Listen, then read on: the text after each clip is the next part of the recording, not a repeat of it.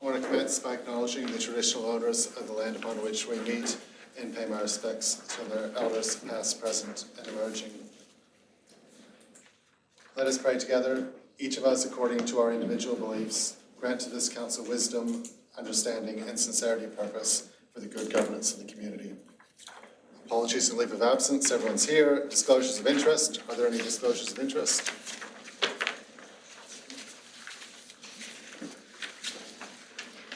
Item 4, mayoral minutes. There are no mayoral minutes. Item 5, the December ordinary meeting minutes. Is there a mover that they be confirmed?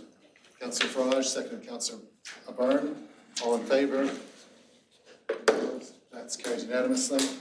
Item 6.1, outstanding actions, page 190 to 198. Is there a mover that we receive and note, please? Councillor Farage, seconded Councillor Chapman. Any speakers or questions?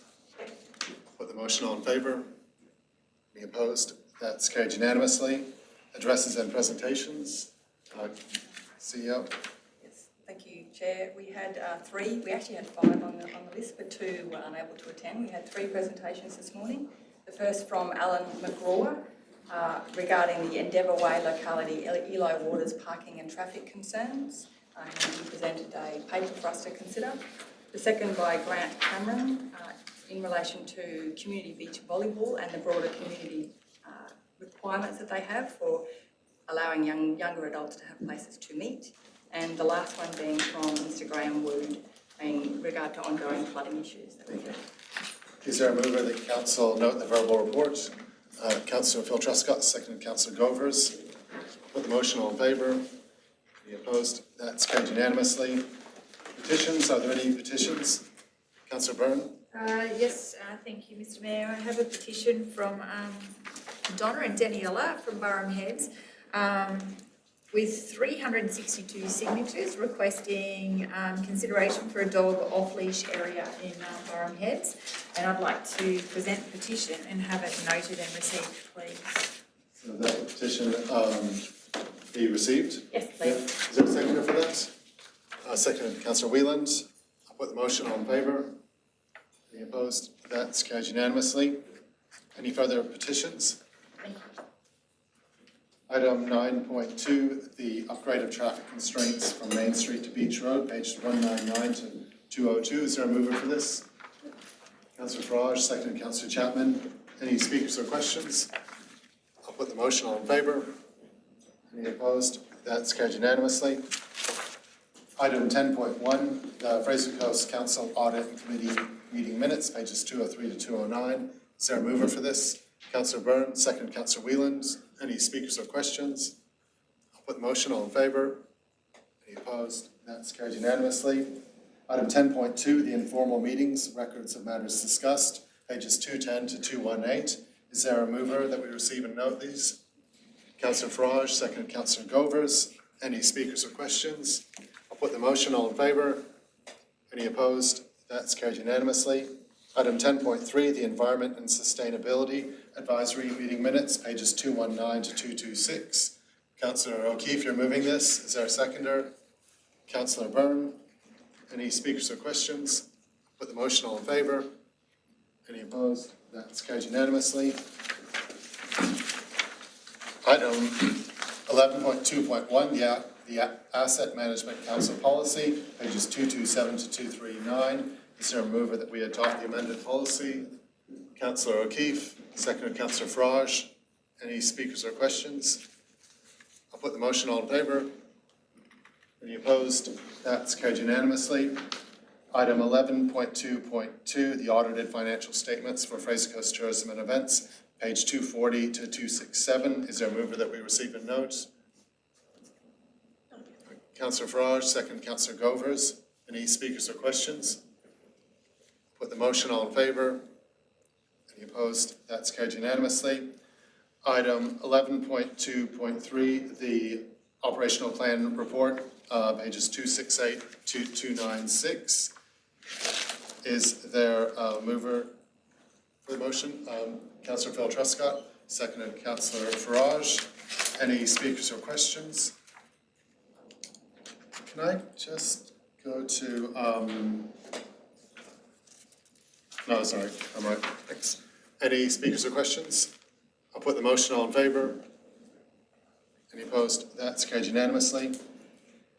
Item 11.2.4, amendment of 28 September 2022 Council Resolution 11.3.6, pages 297 to 299. Is there a mover for this? Councillor O'Keefe, you're moving this. Is there a seconder? No, there's no seconder. I'll second the motion. Well, seconded, Councillor Byrne. Did you wish to speak to this as the mover? Are there any speakers or questions? Councillor Byrne. Thank you, Mr. Mayor. I have a question, please, for the Executive Director. Could you just explain, could you help me understand why we're doing this? What are the legal ramifications, or can you just explain why we're amending something from 2022? Sorry, through the chair, if it's okay, I'd like to take my question. So, understand this is quite a contentious issue, particularly to do it in this matter in question. I have asked for legal advice, given that there is an open resolution on council's books that hasn't been affected, and because it can't be affected, and I asked the advice of our lawyers to indicate to me what was the best way for us to resolve this matter as cleanly as possible, and taking into account the principles of local government for good transparency and good governance. It's not good governance to have an open resolution on the books, particularly one that has such a significant value associated with it. The other issue around this was to clearly identify that the intention of the resolution that is currently on the books has been affected, so the monies have been actually supplied or given to the body that was allocated there. The manner in which that was undertaken is not as according to the resolution that is currently on the books, because it couldn't be. It's not appropriate that it was done in that manner. This resolution today is really to correct the record, to say that the mechanism that we need to use to provide the funding is through the ex gratia payment, and we're clarifying that the funding approach is appropriate. That's as what is being undertaken at this point in time. It's not appropriate at this point, or the legal advice didn't indicate that rescinding the original motion or resolution wasn't the appropriate way to go. The legal advice clearly told us that to amend the existing resolution is the cleanest and most clear governance approach to take in this particular matter. I think I really wanted the council to know there is no intention here to change the original intention that was put forward by the previous resolution to provide funding for the building of the basketball facility. This is really just to clean up the open resolution that sits there. So it's really just to clarify the funding stream that the monies have come from. Yes, and it is. to actually close out that original 2022 motion. That's right. Yes. Councillor Chapman. Mr. Mayor, I actually like to speak for this motion. The money has been spent. I was a councillor back in 2022 and under the understanding that we were doing the right thing back then. I know that around the room that we've got a motion here that's 2022 that we made a decision on, but this money has already been spent. We've got a facility out at the sports precinct for the basketball stadium, and the history was that the basketball brought this to us, and we thought that at the time that this was the right way of doing things. Around the room at that time there was always a thing about precedent, about helping other sporting bodies and facilities around, and I think that probably if it was said that it was going to come out of our funds the way that this motion is saying here today, the motion may not have got up because of looking at the precedent, but it's already happened. And I just got to say to councillors around the room that anyone can make a mistake where they get information and different things from over the time and bring that to us. But I'd just like to thank the staff for bringing the honesty of bringing this to us and trying to clarify and clearing up this issue. At the end of the day, what we've got to look at, councillors, The sporting facility that has been put on the ground by the basketball stadium is probably a lot cheaper than council could have built it for. The group have put a lot of time into it, but it's not an asset actually for the basketball for until the end of its life. It's actually an asset for our community. And I feel that the money that's spent on our community to give us this facility is a stepping stone of our path forward. So I will be supporting this, and I hope other councillors will help the staff and everyone bring this online. Great for admitting what's happened, but I will be voting for this. Thank you. Any further speakers or questions? Councillor Truscott? Thanks, Mr Mayor. Yeah, I'll speak against this motion. I cannot support this because, as the CEO rightly said, we stand on pillars of transparency and good governance. And I don't believe this is that, personally. I think this is the opposite of that. We can't say that the council of today would have supported that motion. I agree with Councillor Chapman there, and therefore that does change the intention of this motion. I think we need to acknowledge that this was a mistake that happened, and that's okay. People don't expect us or the council certainly to be perfect because we're far from it. But I think people would have a better respect of the council when we accept that we've made a mistake and fix it. And now some would say that, yes, this is doing that, but I think this is doing that in a poor way. I think legal advice or not, you're far better off to rescind it and put in a new clean motion that just says that. And I think, I imagine that would pass because, as Councillor Chapman said, the money's been spent and it's been good that money has been spent, and I'm not against that at all. What my concern is that how it's being done.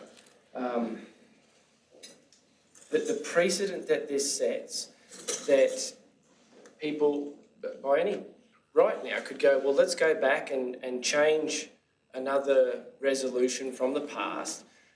There's 4 councillors that were on that term that we're now going to change how they voted. And that's concerning to me because at any point, at any time now, any councillor will be able to go, I'm going to change how someone else voted. And I don't like that because this is amending those words and that's not how they voted. So I don't think we can do that. And I cannot support that on my integrity. I am fine that the money's been spent. I'm happy with that, but the governance of how we're getting there, I simply cannot support that. Are you putting forward an alternate motion? If I can rescind the old one and put forward a motion of this nature, I would happily do that. Is that possible? I mean, through the chair.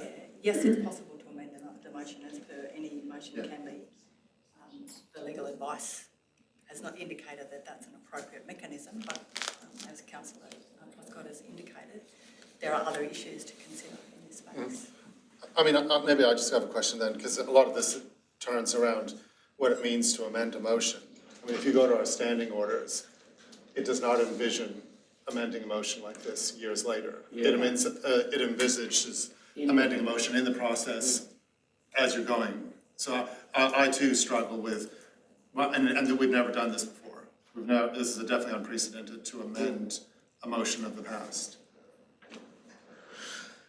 I can't see how it works in the standing orders. Through the chair, the advice that we have received is that under the local government regulation, there's a particular aspect in the local government regulation that allows you to do this, because you have currently an open resolution that is unable to be completed, which is not a good that makes sense. point. Yeah. It's not a good look from a governance perspective. Therefore, we then went and asked for the advice to say, well, how do we, as cleanly as possible, change or clean that up so that we can show transparently that we are on the books doing the right thing. And I think that's is to do this. That might be where the difficulty is the cleanness leaves out the context. And I think some of the councillors think, well, it's a totally new council. In some ways, we're saying the previous council voted this way. By as clean as possible, you leave out the context. And I don't know if the motion that we're considering now could be further elaborated to explain the situation better. Well, yeah, absolutely, we could do that, and we could craft an amended motion that actually has a couple of extra lines in there that I think we have one already prepared, that essentially does that, says that change the two lines in the existing motion, but then add an extra couple of limbs to the resolution that says we're clarifying the allocation of where the money came from, and that this is to affect, just to correct the funding source. We're not changing the original intention, which was to provide money to build the facility. Yeah, I don't think that went. That could have changed in the past. Can I ask a question of the CEO, please? Can we just run this down? Just make sure that is there any further you wanted to address on that issue before? Is there an amendment on the table? No, there's not. No, She's no. just answering the question. Yeah, I'm It just goes trying right to the heart of it. to clarify the situation here, in that, I've said it a few times. Yeah.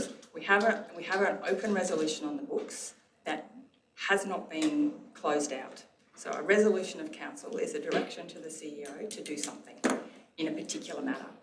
We have a resolution that is addressing myself or the previous CEO to do something. They, at that time, realised that they could not actually fulfil the expectations of that resolution the way it was currently worded. There were other conversations had with the council of the day to come to a decision to say, okay, we still want to do that, we still want to provide that funding, but we want to do it in a different way. That's not how it happens.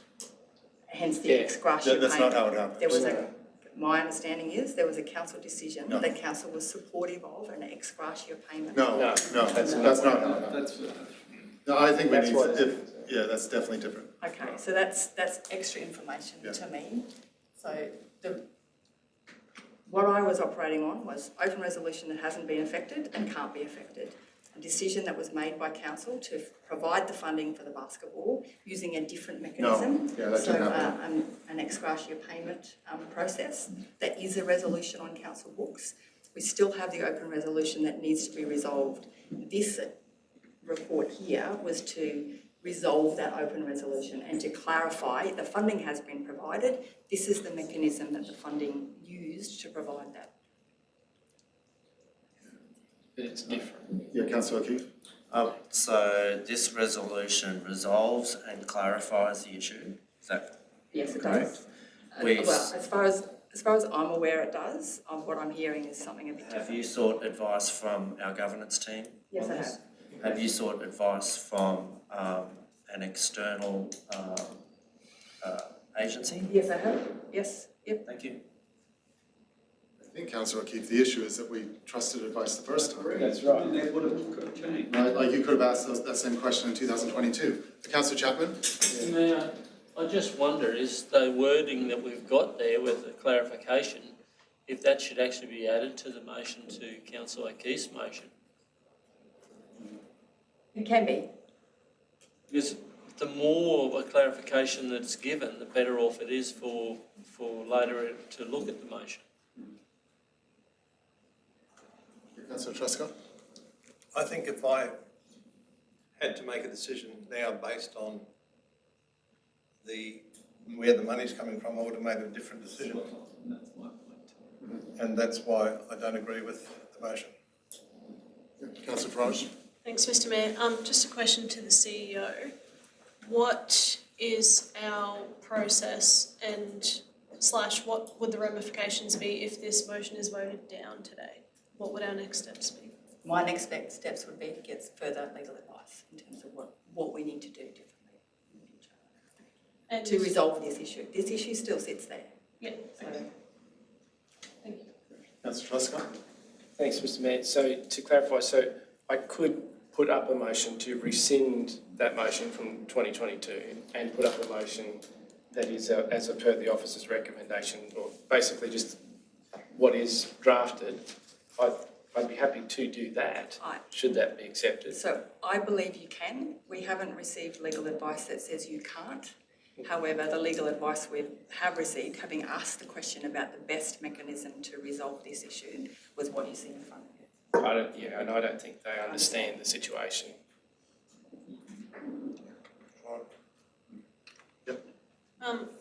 Thank you, Mr. Mayor. Is there a way to seek alternate legal advice to ensure, like not just from the place that we have, but somewhere else to ensure that, to Councillor Truscott's point, there could be a different opinion, or just to sort of back it up, I suppose, if that makes sense? Through the chair, absolutely, we can do that. It's not generally a good thing to do, to get alternate legal advice.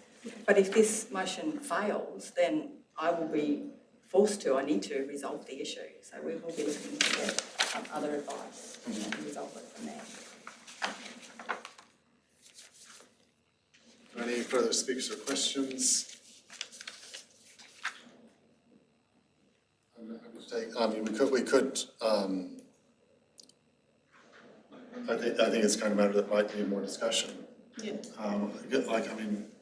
I'm just not sure that even with the legal advice that the total situation was explained to the solicitors, when you referred to us making the decision to make an ex gratia payment. I believe that information was given to the solicitors. Yeah, but we didn't. Fulsome. Yeah. Does the solicitor understand that we were given incorrect information that the decision was made on? Who would know that? I'm looking at my director. Yes, they were. I'll move a procedural motion that the matter lie on the table. The information that I think we need is other options. Options that, I understand from a legal perspective and perhaps a management perspective that this is clean, that this is the shortest amount of words for the largest effect.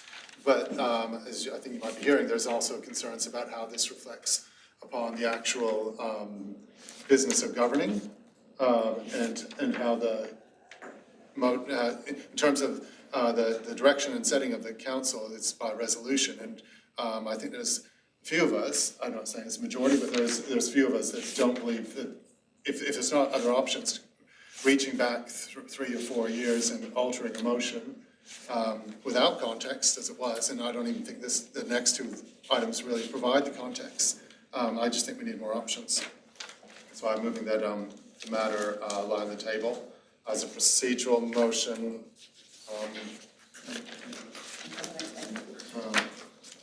Sorry, Councillor Cosgrove? Yeah, just a point of clarification, Mr. Mayor. Is there any other mechanism available in the standing orders? Because if we lay it on the table, we have to come back to it. Beyond the mover and second actually withdrawing the motion, then it'd probably be the only other option. Because personally, I feel from a governance perspective, it is better that we get more legal advice on this rather than have a motion voted down. I would see that from a governance perspective as being cleaner.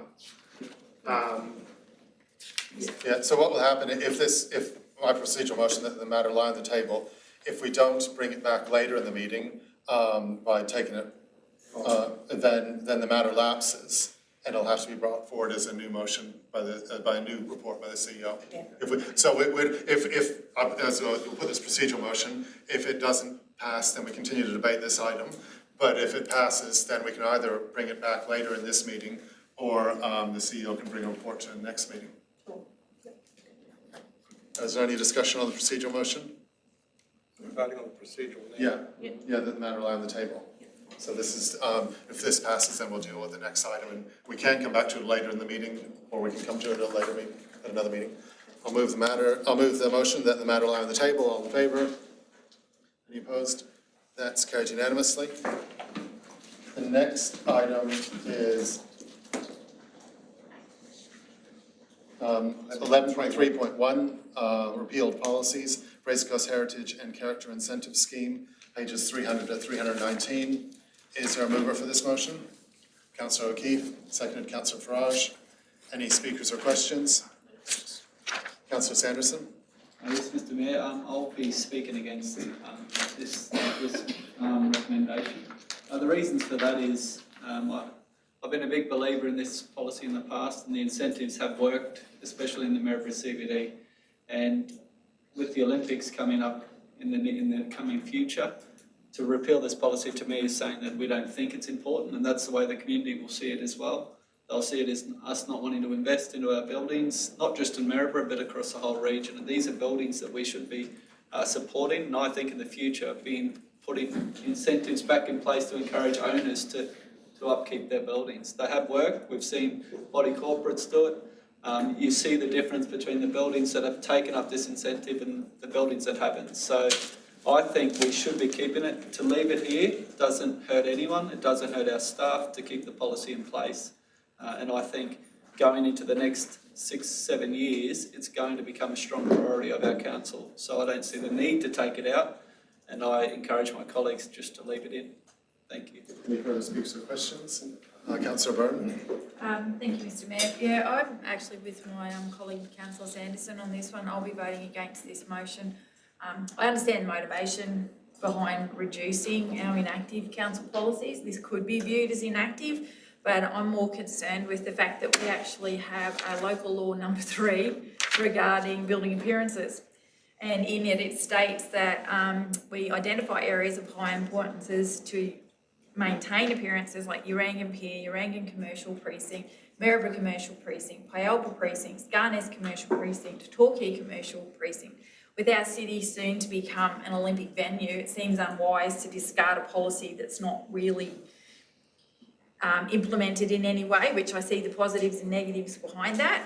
In my personal opinion, we should be anticipating some sort of money in our future budgets to encourage this sort of beautification within our CBDs and within our business precincts. And I think that we're already demonstrating significant interest in our buildings with new people, new tenants coming in, buildings changing hands. And I agree, I think that given our current budget, we don't have any money in it, but I would really like us to consider supporting this policy in the future. And while I realise it can be pulled back in at any time, it's no burden to have it sit there, and I, for one, would be interested in keeping it there. And I said, I just don't want us to overlook the significance of the region and encouraging people to invest in our buildings. So I'll be voting against this policy repeal. Councillor Truscott? Can I speak against? No one's following against? We'll ask first if there's a speaker for. Councillor O'Keefe, are you speaking for? I just want to write a reply on this. Okay, you'll get it at the end then. Yep. Councillor Farage? Thank you, Mr Mayor.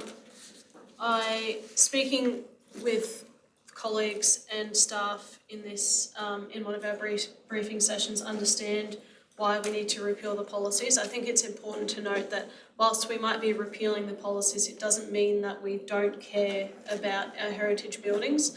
I think we most certainly do, and I think they form a huge part of the history of our community, and they're important to us.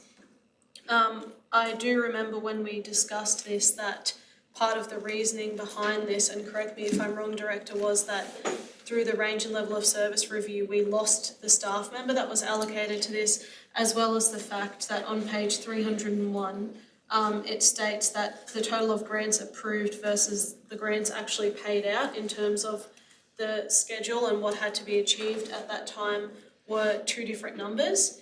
I think we could do more in this space, and myself and Councillor Gove, as being on the Arts, Culture and Heritage Advisory Committee, are very keen on, pursuing this in a way that is approachable and appropriate within that committee.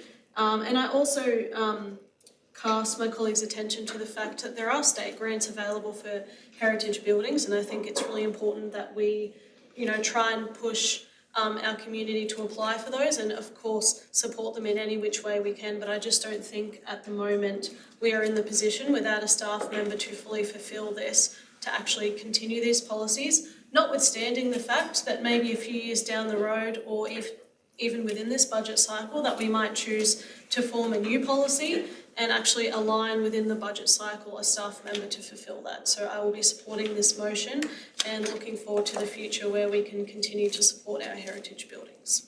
Councillor Truscott? Yeah, one of the reasons I'll speak against it is because if a person who especially has a heritage listed building, whether it be local or federal, state, whatever, if they're forced by an outside organisation to not touch something and to do all these special things, they should be given some help by organisations, namely us and the state, to help them financially, so that's the reason I'll be voting against it. Any further speakers or questions? Councillor Cosgrove? Thank you, Mr. Chair. A question to the CEO or Director. To just help me understand the nuance between leaving this policy on the book, so to speak, not repealing it, versus repealing it to then bring it back later. Noting that, you know, if council in future is able to budget money towards this policy, I would take it that we could bring the policy back online. But at the moment, the main reason for repeal of the policy is that we don't have a budget to back up the council has taken the decision not to budget monies to actually support the policy. We made a decision in the range and level of service review to discontinue the grants. That was one of the lines in the range and level service was no longer having the heritage grants. So that's why it's not in the budget. But I guess what I'm getting at is if council in future made a different budgetary decision to increase the level of service, what are the differences between a repeal today versus leaving it on the policy books and funding it later? Can you provide any context or information in that regard? I think from my perspective through the chair, yes. I don't believe that that's good governance because you have a policy that you are publicly saying you have an incentive scheme and you're inviting people to apply for that you have no intention of fulfilling. So the whole point behind this was, as the Mayor pointed out, that the range and level of service review made a decision to remove that option out of the budget, but not just out of the budget. There was a subsequent staff member or staff position that was also reallocated elsewhere. So there is no dedicated resources to fulfil this expectation. It's obviously, this is my opinion, and this is the reason why we put it in front of you at the moment, is if you have a policy that is inviting incentives and asking people to apply for this, then I believe we should be able to resource it. Thank you. I'll speak for the motion, Mr. Mayor. Reluctantly so, Councillor Sanderson and colleagues almost got me across the line to speak against, but I note that a policy is only as good as the budget behind it, and noting the budget context that we and all local governments live in, I think it probably is more appropriate this time to repeal, noting that we can bring it back at any time that we feel there is the capacity to ramp up activities. I will note that, you know, long time prior to my time on council, being a Maryborough boy, I took a trip to Ballarat, Geelong, and saw streets there where they just do so much better on the heritage facade. I look at Adelaide and Kent streets, and you've got big orange sign, little yellow sign.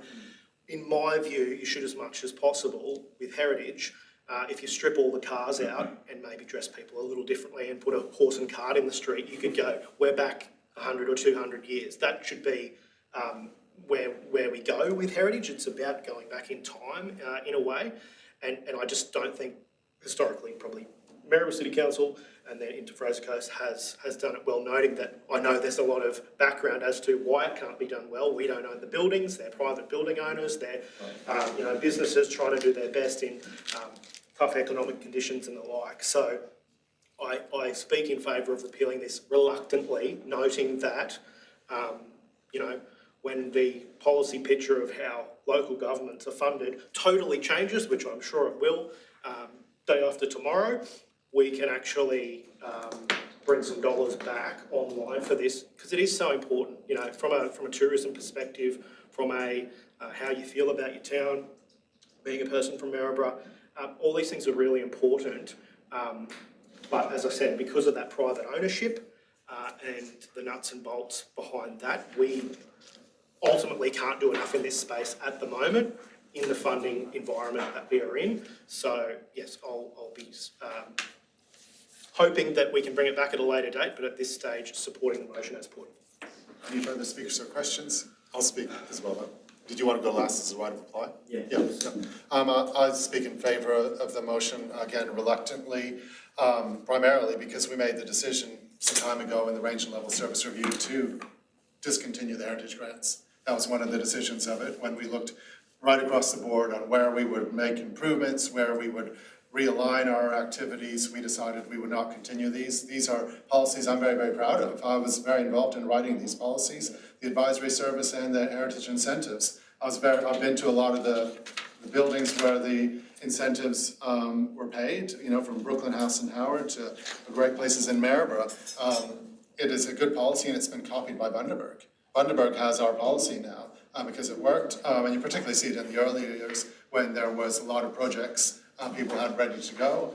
And I think we will have it again in the future. Our council had to really look at ways of saving money, of streamlining, of making sure we were efficiently using public resources. And after what nobody would say was not a very full, exhaustive process, we decided we would discontinue these. And this is just cleaning that up. I think if we have these policies there on our website and people look at them, they're going to necessarily say, okay, well, show us the money. Where are you actually doing this? So I don't think it's appropriate for us to have policies when we have this other overarching position that we're not doing it, which is why I'm still in favor of these policies. I'm still in favor of us doing this work with private owners, just like we do, like with land care. But I just think we have made a decision already, which was a comprehensive decision about the entire organization and our priorities and fiscal management. Councillor O'Keefe?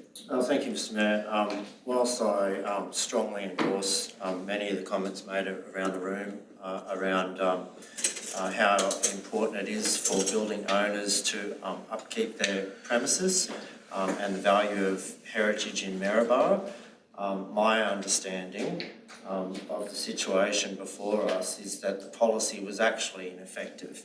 I think that there are better policies that we can come up with to deliver the outcomes that all of us in this room are seeking.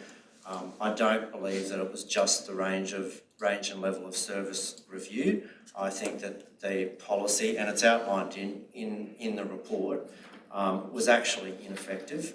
I had the pleasure of spending some time on the Heritage Advisory Committee, so I had a bit of a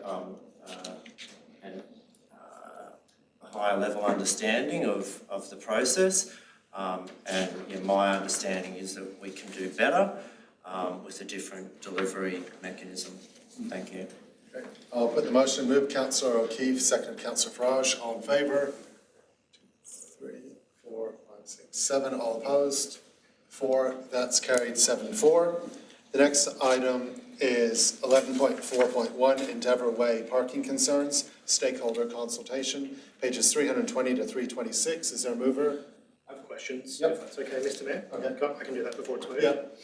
Thank you. And apologies in advance to the director because I haven't given him a heads up about these questions, but we'll do our best. Can the Director of Infrastructure Services tell me, since the April 25 motion, which was the last time this came to council, according to point 4, which was continue to liaise with Xavier Catholic College to encourage the use of provided spaces within the school facilities, can the Director advise, to his knowledge, if there has been any correspondence between council and the school since that 2025 April motion was passed? Thanks for the question, Councillor. Through you, Mr. Mayor. We have previously written to the school regarding this car park. I can't exactly recall that we have written after the last resolution. I'll have to check that. I'm happy to take that notice. But yeah, we have had numerous meetings, consultation with the school regarding the issues of parking in the school area and then on Endeavour Way as well. So it's and we have also offered options to the school in terms of offering council open space, or vacant land, so that the school can utilise this as a car park, subject to them investing in the infrastructure. So yeah, I'm happy to take that on notice, Councillor, but I can't recall. I haven't seen a specific letter myself, but I can follow that up. Yeah, so thank you, Mr. Mayor and Director. So the reason I primarily asked the question is because I'm just seeking to clarify whether it is necessary to add an additional point to the officer's recommendation as an alternate motion that specifies contact with the school and liaison with the school as being important, because I think it remains important that, you know, council essentially, I believe, has taken this as far as we can, and without the school's involvement, the problem won't get any better. So from a governance point of view, does that point 4 in the April 25 motion endure beyond what we passed today, or do I need to add an additional point to put something about liaison writing to the school in today's motion if I think that's an important part of trying to alleviate this issue further? I don't know who that's to. Whoever wants to. Will you Whoever the continue to liaise with Xavier? Well, I'm happy to council to add, additional point to reinforce that. Either way, we will ensure that we make contact with the school on this matter. We don't have a motion before us yet. Does somebody want to move the motion, or do you have a question? Yeah, well, in that case, based on that advice, Mr. Mayor, I will move it with an additional point 3 that says write to the school advising on council's actions and seeking to further assist the school. Sorry, I'm not wording this well. If I could. What if you then just continue with the previous one, continue to liaise with the council? Yeah, sure. To encourage the use of provided spaces. Copy and paste in it. Yeah. Saves me from doing it on the fly. So I'll move that. I'll move that with that change, Mr. Mayor. I'm happy to second Yeah, that. second by Councillor Pride. Do you want to speak I to just it have first? Yeah. another question, if that's okay. Director, on page, between page 321 and 322.2 there, it says installation of Safe Park fixed cameras. A review of this suggestion has identified an issue in that the current loading zone is not located within the road reserve, and the provisions under the Transport Operations Tourism Act do not apply and cannot be enforced. I accept that advice because it's obviously not in the roadway, that makes sense. But could council at a further time look at a camera that did face the roadway? Because the issue that I think we really are trying to address through the actions is that loading zone not really operating as a loading zone and it backing up out of that section into the roadway. Could we consider at a future date, once the loading zone is in place, a Safe Park camera pointed at the roadway itself? Thanks for the question, Councillor, through the Mayor. Certainly we are looking at actually adding that section of the kiss and go or the loading zone in the local law. So there will be an amendment to the local law coming to council in the future, on the near future, and we are proposing to add that amendment into the local law, so that can be an enforced area, and then we can consider camera installation once that local law amendment is. And so we could have a camera facing the actual loading zone despite it not being in the roadway. Thank you. Councillor Pride. Thanks, Mr. Mayor. First of all, I have a question, potentially to the CEO. Could we go above the school and liaise with the Brisbane Catholic Education people or executive regarding this issue, just because we haven't gotten anywhere thus far? Through the chair, yes, we could. I don't know that it would achieve anything. That would be the only concern. But yes, absolutely, we could go there. Okay. Councillor Cosgrove. Sorry. Clarification through the Mayor. Yeah. At previous discussions with the school, we had Brisbane Catholic present at those meetings, so which is the body that governs or manages the school, and so they are fully aware of the issues that we've been raising with the school. Could I ask another question? In your opinion, Director, is there anyone else, even above and beyond the Board of Brisbane Catholic Education that we could liaise with to get, like, honestly though, because like this issue has gone across maybe 2 or 3 terms of council. I attended this school 6 years ago, 7 and 6 years ago, and it was still an issue back then. And I really empathise with our residents that have to go through this just because of something that could be so simply fixed. Like if the school just allocated parking to students and staff at the beginning of the year within their grounds, we would not have a problem anymore if they just actually obeyed and just did that, which I think is not unreasonable and what other schools across the community, across the state actually do. So I feel for the residents and I also feel for council staff and for my colleague Councillor Cosgrove because he has taken this issue and worked on it so hard, and yet it just feels like we're spinning our wheels, and it just gets a bit frustrating because these are tying up resources that could be used elsewhere to be solving other parking and picking up issues that we have across other schools that, you know, are causing problems for our community as well. Thanks for the question, Councillor. Through the Mayor, we can certainly write to the Catholic College in Brisbane and reinforce that message with them. You know, we only had a verbal discussion with them, so maybe a written communication may have a better, chance. We're happy to do that, and maybe a letter that signed by the mayor might have a bit more weight. So, in that instance, could I propose a friendly amendment to point 3, potentially? Yep, what would be that, a right to the school land? Are they part of Brisbane Catholic Catholic Education, Education? That's fine. Yeah.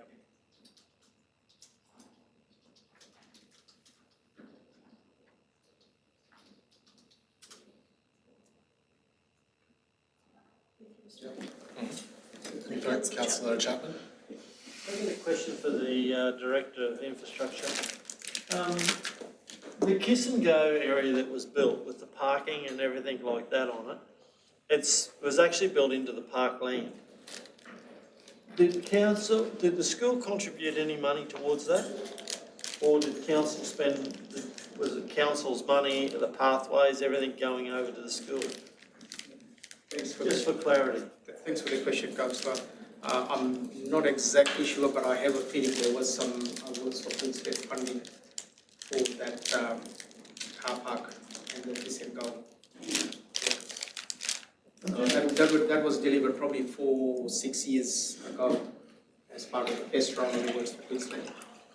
Just looking at the Kiss and Go, Director, where you actually drive in, drive out,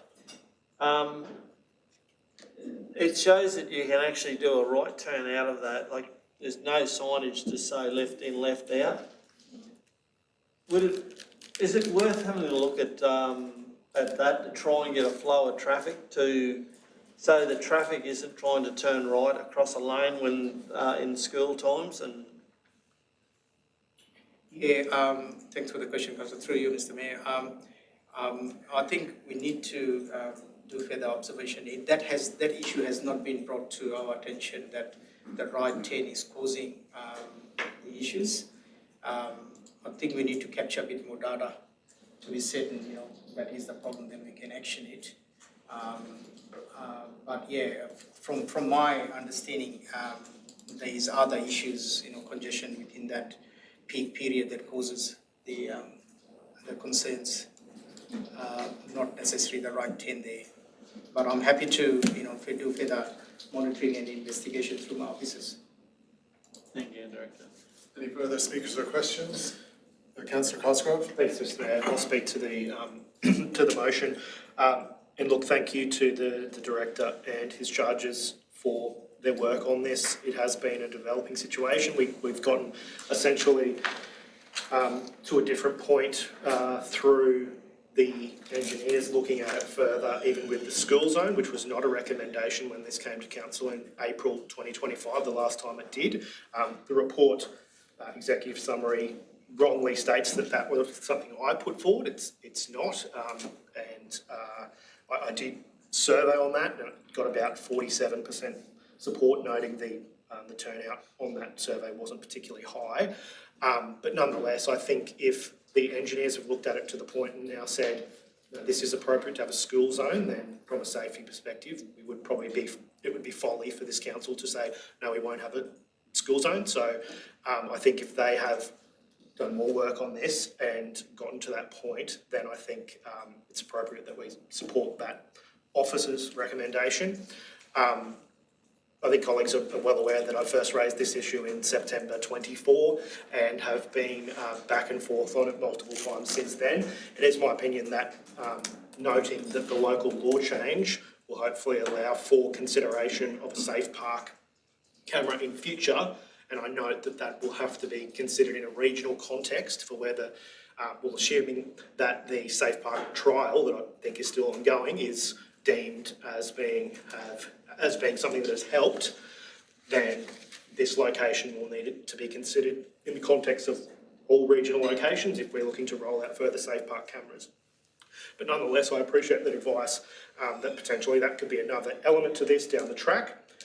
But as of today, it's my view that the staff and myself have worked this issue as hard as it can have been worked, and I am under no illusions that there'll be residents who are unhappy that we're not regulating parking, but when you really get down to the nuts and bolts of it, the school has a responsibility to provide parking for their charges, but also it was going to be the case that we would have had to regulate right back from the school to Lady Penryn Drive, and you would have created all these other headaches for residents who are not impacted by this issue at all at the moment, all of a sudden have a 2-hour zone out the front of their house. Not to mention we don't have the administrative infrastructure for resident exempting permits and the like. We don't have to look at this as a region as we continue to grow. The places around schools and hospitals where you potentially do have that option. My brother lives near the Sunshine Coast University Hospital in the Sunshine Coast, and he has a regulated parking thing out front of his house with an exempting permit for him as a resident of that area. We don't have that infrastructure. That's a body of work which is being looked at in the Maribor CBD. Nonetheless, thank you to the staff for taking this, pardon me, as far as it can be from a council point of view. I think we now need to work with the school to hope that they can step up to the plate and take resolution of this issue further, even than we can. Noting that I agree with the comments made by Councillor Farage, that it would be great if the school did more, but just wanted to put it on record, we don't have any powers of compulsion over them to do more at this point. So once again, a long-winded process from September 24 to now, but I can earnestly say that I have taken this issue with both hands and worked it as hard as I can to this point, and we'll look at the safe park and the like down the track. But thank you to the staff for their patience with me at times, and yeah, let's hope that this improves safety for everyone, both resident and kids and teachers who are using the roadway into the future. I'll put the motion which is on the screen. Moved Councillor Crosby. That's one thing. Mr. Mayor, I actually like to speak against the motion. Okay. Councillors, I'm always for traffic and everything, but I'd actually like to speak against this. I don't think that we're really solving the problem here. I look at it, making a school zone, if we're bringing that speed limit down to 40 kilometres an hour, I look at the traffic flows through there anyway, and I'm sure within school times you will not be able to do at least 40 kilometres an hour through there anyway. This has been going on for a long, long time, and until we get the school on board, councillors, until we get the school to say that, okay, they're going to make a commitment and do something with their car parking, I've sat in there and listened to meetings inside that school, and the school have actually promised that they were going to look into it and how they were going to build a car park and everything like that at the back of their school to take the traffic off the road. They promised us they'd be looking at that. Nothing's happened. So we come back here with saying we're going to build a school zone in that area around our park. And we've got residents that are bought into this area but the overflow is from the school through our park area. People cannot even go to that area during school time and park there and use that park, only because all the car parks are taken up.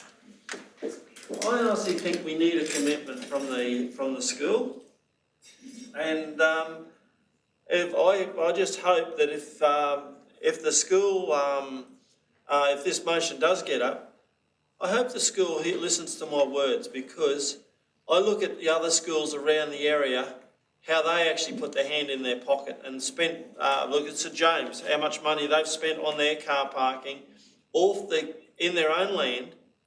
And I look at this school and the size of their car park that they've got in their facility, and they can't use it properly. Councillors, I'll wait for the vote. Thank you. Any further speakers? Councillor O'Keefe. Thank you, Mr Mayor. I'll obviously be supporting this, and I want to thank the councillors who are supporting this and the staff for their hard work in seeking to achieve a safer outcome for our kids, and note that school is now back. I'm highly supportive of this area becoming a designated school zone. I'm also a very big fan of Kiss and Go facilities, and would be pleased to see more of them be rolled out right across the Fraser coast. So, highly supportive. Any further speakers or questions? Councillor Cosgrove. Thank you, Mr Mayor. If there's no other speakers, I'll use my right to reply just briefly and say that I agree with the sentiment of what Councillor Chapman has raised, but as I alluded to, the school has to play their part, but we don't have a big stick of compulsion. So whether we get the state member involved, if they, or the state government wants to touch it, not sure. Maybe it's the Catholic Education head office in Brisbane, but nonetheless, there is I don't believe there's a motion that would be valid that we could put any form of compulsion on the school, and that's why I haven't. Noting that I agree the school has a big responsibility to play, dare I say, bigger than council. I think they could do more on this issue than we can, but nonetheless, I think the steps today are positive, and I reiterate, noting the director's comments about the potential for this site to be considered for safe park in the future, to make sure that people aren't just parking there for 30 minutes and having cars bank up all the way past Wangala Way and the like. So, note the speaker against, but I don't think we can put any form of compulsion, because that's not within our powers to do so, to compel the school to better manage their parking. I'll put the motion. All in favour? 9. All opposed? 2. That's carried 9-2. The next item is item 11.4.2, the tender award for Elizabeth Street seawall and Margaret and Churchill Street groins maintenance. This is moved. Councillor O'Keefe. Is there a seconder? Councillor Farage. Any speakers or questions? With the motion, all in favour? Any opposed? That's carried unanimously. Next item is 11.4.3, the West Spring Way footpath connection to the Mary to Bay Rail Trail, pages 342 to 346. Is there a mover? Councillor Chapman, you're moving this? Is there a seconder? Councillor Farage. Any speakers or questions? Mr Mayor, I'd like to speak on this. Thank you.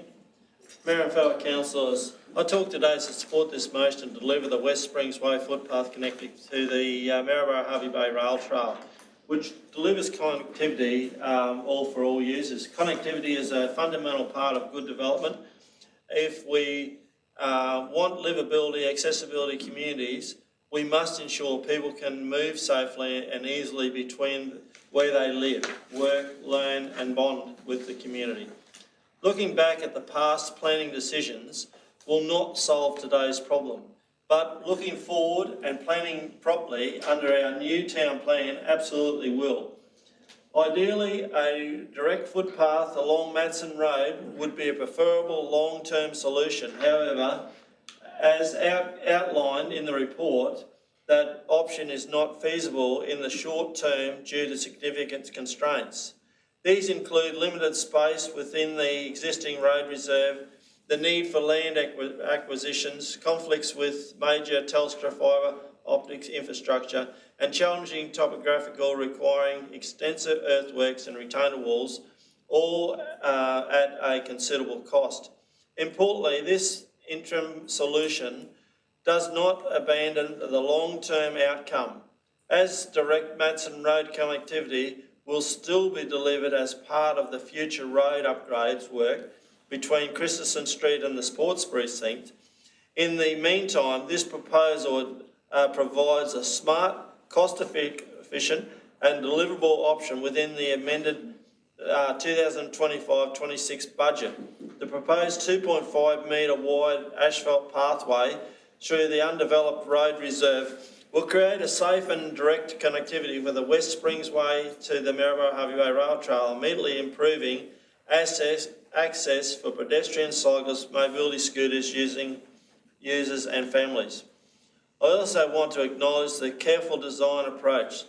The alignment meaningfully through existing vegetation to minimise tree removal avoids larger mature trees, and where removal is unavoidable, trees will be cut at the base and left on site to provide habitable areas.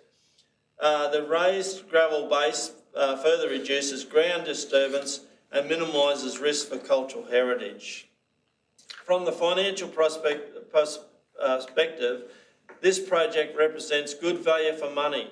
The $165,000 allocated delivers real infrastructure, real safe improvements and real connectivity, while still aligning with longer term plans under the Newtown plan. This is a kind of forward-thinking, practical infrastructure and community expects from us as we plan for the future. For those reasons, I strongly support the motion and commend it to Council. Thank you, Mr Mayor. Any further speakers or questions? I'll speak in favour of this. Councillor Chapman and I and Devendra and some other staff had a very large meeting with a very big group of residents very nearby here a few months ago, and afterwards I walked this stretch. It is a nice forest with a lake in the middle. I think this will be a much loved pathway in itself for residents, but of course accessing the mobility corridor, people use it to go south towards the depot, the cafe, and north into town. So I think this is a really, really good footpath we're adding. As you can see, it is curved, it is shaped around the natural contours of the land and around large trees to make for a really, really nice walkway. So yeah, I'm really thankful the staff have done this so quickly and responded to a need that is really there in that neighbourhood. Any further speakers or questions? I'll put the motion. All in favour? Any opposed? That's carried unanimously. General business, Councillor Whelan. Yes, if you'll indulge me, I'd just like to put forward a motion. Apologies it didn't come through, but it has been circulated. Do we need to? Yeah, so you're moving that council introduce a new item of general business to request a report in relation to public amenity assets? Yes. Seconded, Councillor Farage. All in favour? Opposed? That's carried unanimously. All right, I'll just read it to begin with. The council requests a report on opportunities to optimise public amenity assets with the objectives of improving safety, user experience, accessibility, service alignment and long-term financial sustainability. No seconder for that? Councillor O'Keefe. Yeah, thanks. I think from memory there is a briefing or something coming in the future anyway, but I just wanted to get it on the books with a motion to make sure that that actually does happen. I haven't really prepared anything formal. I think the goal is, like, we know that some of our amenities aren't really up to scratch. We're coming into the Olympics, so we want people that come to enjoy this space to have good experience while they're here, and that then flows on to locals that are using our spaces. It's just a better experience all around. But I'll give a couple of examples when I'm talking about optimising locations as well. At Riverhead's boat ramp, we've got 2 toilet blocks within about 100, not even 100 metres of each other. So would it be better to have one better toilet rather than just 2 of our, you know what I mean? I'm sure across the region we'll have many examples of that. So also maybe, you know, look at, like, this is just saying let's have this conversation. I'm not asking for any budget or any decisions, but just a style guide so we get that consistency to give this place some character, especially in, you know, Maryborough may have a different character of amenity to Harvey Bay, which is on the beach. It might be different materials because of the resilience of them, but I think it's we need a strategy and we need some direction so that we get just a better outcome with our public amenities. Thanks. Any further speakers or questions? Councillor Farage? Thank you, Mr Mayor. Just to commend Councillor Whelan for bringing this to council, I think it's really important. I think all of us have in one way, shape or form had a complaint or had to go investigate something in regards to public amenities, and you know, they are really, really important. We are a tourist community, so we want to make sure that when people are coming to our community and using our assets, that they are fit for purpose and safe. And I think that it's always good to stop and think about these things and have a really clear and identifiable strategy about moving forward and how we do what we do and how we deliver these services. And I think this is definitely the right time for it in this council term, and I really look forward to the conversations and to make these places more safe and accessible for our community. Any further speakers? Councillor Cosgrove? Thank you, Mr Chair. I'll speak in favour of the motion, just to say that what I presume is a very small minority of people in the community do seem to ruin it for everyone else in terms of we can have toilets cleaned at 6 a.m. and they'll get vandalised at 6:35 a.m. or what have you. It's astounding to me what drives that behaviour. I don't know, but you know, it'll be good to have all options on the table, including do we need to return to gated and timed amenities where you can only go in between, you know, whatever hours. But yeah, it's something that needs to be looked at. I think there'll be an interesting conversation around whether we should be retiring maybe some assets that aren't even at the end of useful life, because potentially in areas, as has been identified by colleagues, maybe we're over-serviced for amenities, and you know, but yeah, the perpetual vandalism is probably something that seems to have increased and is a problem that we need to try to address. Just so the vast majority of people can use a public toilet that is clean and safe and has toilet paper and, you know, hasn't been fire lit or whatever, which just seems to be happening more and more, unfortunately. So I think the timing of this is prudent, and looking forward to getting into this body of work, presuming the motion is passed. Yeah, and that's an interesting question about locking the toilets tonight, because many years ago, a lot of money was saved by no longer having security guards going around the mall, locking at night and unlocking in the morning. But perhaps there is a corresponding increase in costs to do with vandalism and cleaning costs with the reduction in the security cost. Councillor Chapman? Mr Mayor, I'd just like to add to what Councillor Cosgrove said, and I think this motion is a motion that is not going to go away from council. I think the last term we were talking about the service of our toilets, and there was a comment there that when the cleaners went and cleaned one toilet, someone went and vandalised the one that they'd already cleaned while they were cleaning the one next door. So there's locking them and things like this. I remember the days when the down at Apex Park, the toilet block used to get locked. So if you were travelling past, you'd have to look at your watch to see where you went, if the toilet was going to be open or not. But I think what we've got to look at too, Mr Mayor, is with this region and with the Olympics coming on, I think we've got to look at doing some campaigning or something like this for people in our community to get some pride in our facilities that we actually offer our community to use. And these facilities cost a lot of money to set up, cost a lot of money to maintain and maintenance and everything like that. We've just got to get some pride back in our community. And there's only a very handful of people out there that are doing the wrong thing. But honestly, if I see someone doing the wrong thing, I do speak up. And I think what we've got to do is we've got to make sure that we've got some pride out there, and our media team may be able to do something about how we offer these facilities and things like that. So to try and stop people from vandalising them. Thanks, Mr Mayor. Just my thoughts, but I will be voting for it. Any further speakers or questions? I'll put the motion. All in favour? Any opposed? That's carried unanimously. Are there any further general business items? We go to item 11.6.1, the organizational performance report for December. Supplementary agenda, page 383 to 399. Is there a mover for this? Councillor Byrne, seconded Councillor Govers. Any speakers or questions? Perhaps I just have maybe it's a quick comment for the Director for Water and Waste. On page 394, the agenda,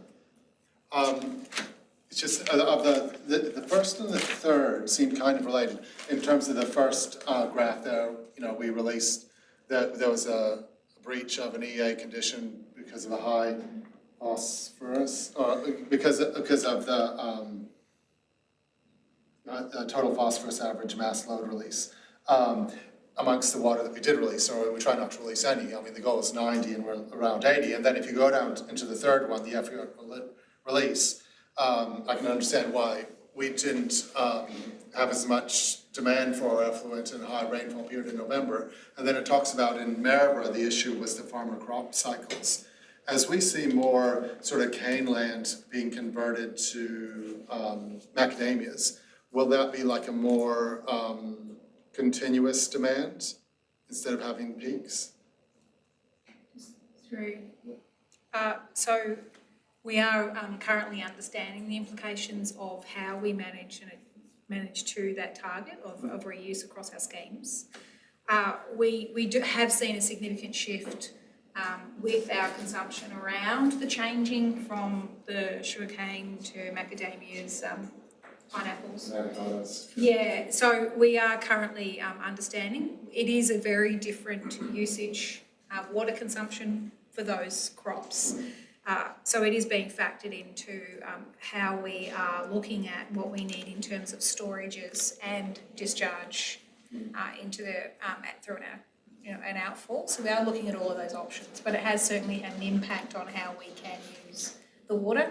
Our woodlots tend to be discharge, and at times we can put more there than what we can onto a farmed property, as per your question. So yes, it's having an impact to us.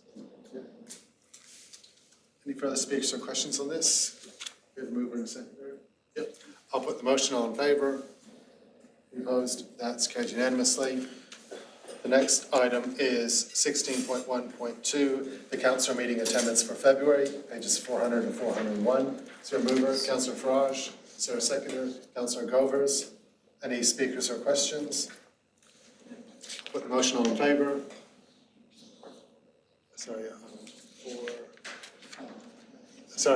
All in favour? Okay, it's changing a lot. 4, 5, 6, 7, 8, 9. All opposed? 2. Carried 9-2.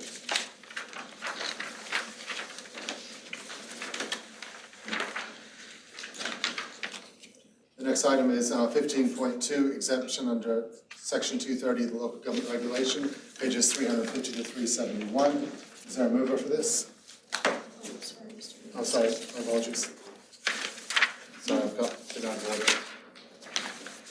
Thanks. Yeah.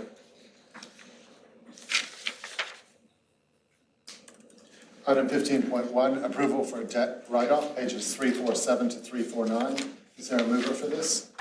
Is this in confidential, This is Mr. Mayor? confidential. Yeah, if we want to move into confidential, does somebody want to move into confidential? Okay, yeah, okay, Councillor Sanderson, is moving that we move into confidential pursuant to section 254J3 of the local government regulation. 1, in accordance with section 2543G, it is necessary to close the meeting to discuss ordinary item 15.1, approval of debt write-off. 2, in accordance with section 254J3G, it is necessary to close the meeting to discuss item 15.2, exemption under 230 of the local government regulation. 3, in accordance with section 275A, it is necessary to close the meeting to discuss item 15.3, organizational structure. And 4, in accordance with section 254J3G, it is necessary to close the meeting to discuss item 15.4, dedication of part of council freehold land to road reserve. Is there a seconder? Councillor Farage. All those in favour? Any opposed? That's carried unanimously. Thanks. Sorry about that.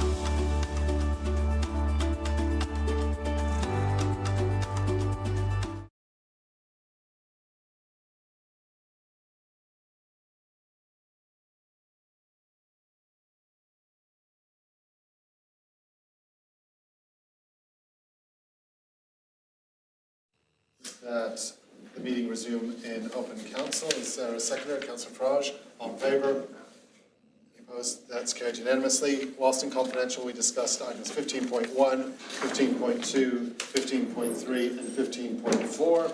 We'll go to item 15.1, approval to project write-off. This motion is moved by Councillor Farage, second Councillor Phil Truscott. Any speakers or questions? I'll put the motion. All in favour? Any opposed? That's carried unanimously. Item 15.2, exemption under section 230 of the Local Government Regulation 2012, section 235B, exception where appropriate due to the specialised and confidential nature of opportunities. Moved Councillor Farage, seconded Councillor O'Keefe. Any speakers or questions? Put the motion. All in favour? Any opposed? Sorry? Oh, yes, for, yeah. That's carried unanimously. Item 15.3, organisational structure amendment. This is moved Councillor Farage, seconded Councillor Chapman. Any speakers or questions? I'll put the motion. All in favour? Any opposed? That's carried unanimously.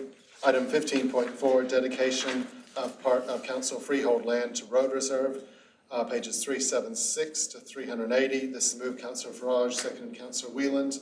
Any speakers or questions? Put the motion. All in favour? Any opposed? That's carried unanimously. Are there any other items? There is an item that we have laid on the table. If somebody wants to take it off the table, we can deal with it again. No? If not, there's been no further items. I'll close the meeting at 11:24. Thank you. Thank you.